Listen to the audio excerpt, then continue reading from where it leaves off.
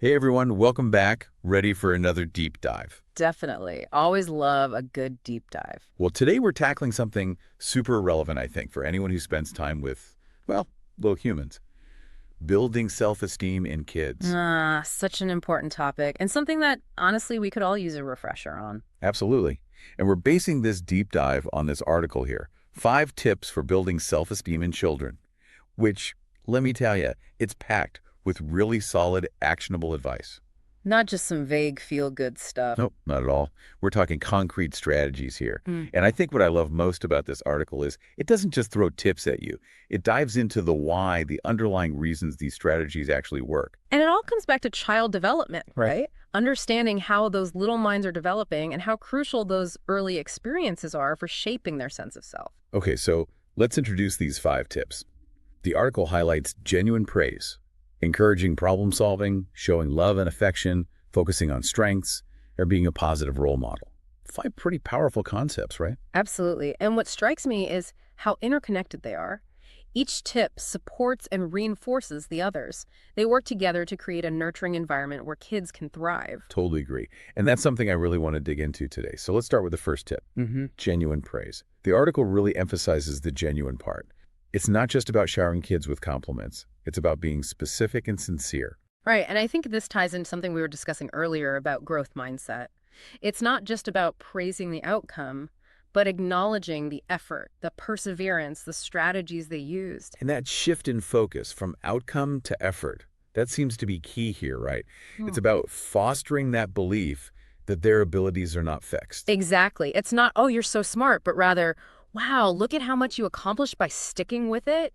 You should be proud of yourself. It's sending the message. You are capable of learning and growing. Yes.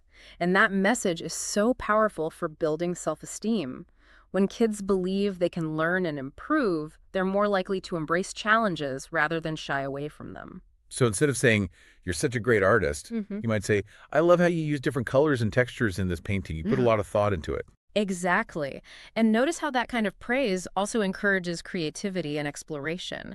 It's not just about the end result, but the process of learning and trying new things. It seems like this approach could help kids develop resilience too. They learn that it's okay to make mistakes, it's okay to not be perfect, as long as they keep trying and learning. Absolutely. Because let's face it, life is full of setbacks. Learning to navigate those setbacks with a positive attitude is essential for well-being, not just in childhood, but throughout life. Which brings us to the second tip, encouraging problem solving. Now this one can be tough, right? As adults, it's so tempting to swoop in and fix things for kids. Oh, I know. Especially when you see them struggling, your instinct is to jump in and make it all better. Right. But the article stresses the importance of letting kids figure things out for themselves, of course, with our guidance and support. It's about empowering them to find their own solutions. Exactly.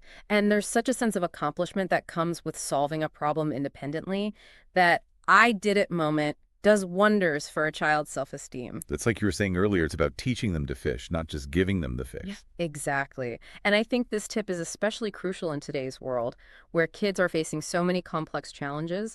We need to equip them with the skills and confidence to navigate those challenges effectively. Absolutely. Now, the next tip, showing love and affection, that might seem like a no-brainer, right? Of course we love our kids. But the article emphasizes that it's not just about saying, I love you. It's about creating a home environment where kids feel safe, supported, and unconditionally loved. It's about those little everyday gestures, a hug, a listening ear, a shared laugh. Those seemingly small moments speak volumes to a child's heart. They create a foundation of trust and security that allows them to flourish. It creates that safe haven where they can be themselves without fear of judgment. Exactly.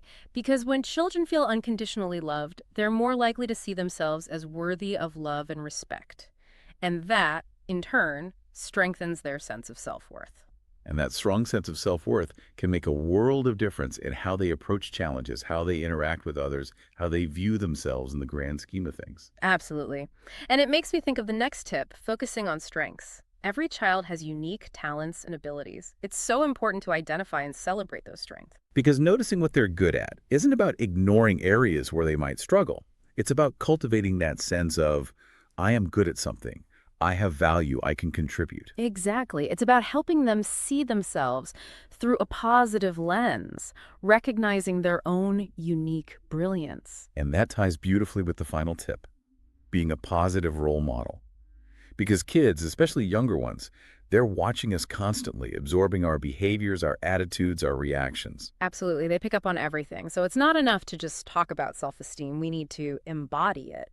We need to model those behaviors we want to see in them. It's about walking the talk, showing them through our own actions what it means to be confident, resilient, and kind to ourselves. Precisely. It's about demonstrating that self-love is not selfish. It's essential. And you know what? I think that's a powerful message for all of us. Regardless of whether we have children, taking care of our own self-esteem is not a luxury. It's a necessity. Absolutely. Because ultimately, we can only give to others what we give to ourselves. I love that. And on that note, I think it's time to wrap up this deep dive. Already. Time flies when you're having fun, I guess. It really does. Yep. But before we go, I want to leave our listeners with something to ponder. As you go about your day, pay attention to how you talk to yourself. Are you being kind, compassionate, encouraging? Because the way we treat ourselves sets the tone for everything else in our lives. That's so true. So often we're our own harshest critics. It's time to challenge that inner voice and start treating ourselves with the same love and respect we'd offer a dear friend. Exactly. So listeners, I encourage you to take a page from the 5 Tips Playbook and start practicing some self-compassion. You deserve it. Thanks for diving deep with us. Until next time.